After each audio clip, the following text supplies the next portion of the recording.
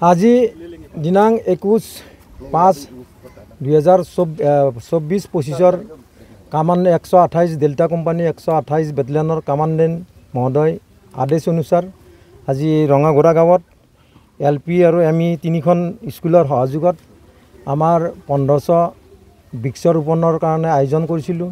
সেয়েহে এই 3খন স্কুলৰ শিক্ষক তথা ছাত্ৰ ছাত্ৰীৰ সহযোগত আজি আমাৰ ডেল্টা কোম্পানী 128 বেটেলিয়নৰ পৰা ইয়াত বৃক্ষ ৰোপণৰ আয়োজন কৰিছোঁ।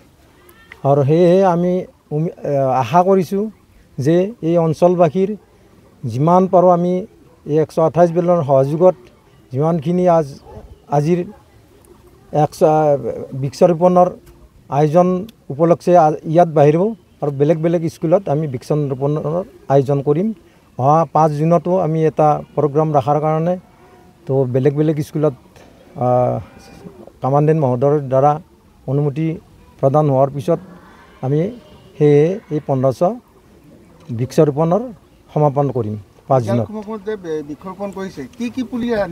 আমি এই বৃক্ষৰোপণত খাস কৰি যিখন স্কুলবোৰৰ বাউণ্ডেৰী আছে সেই বাউণ্ডেৰীত আমি নিম তিতা, তাৰপিছত ফল ফ্ৰুট, তাৰপিছত এই তিতাচপ, তামোল পুলি এইবোৰ আমি সংগ্ৰহ কৰিছোঁ।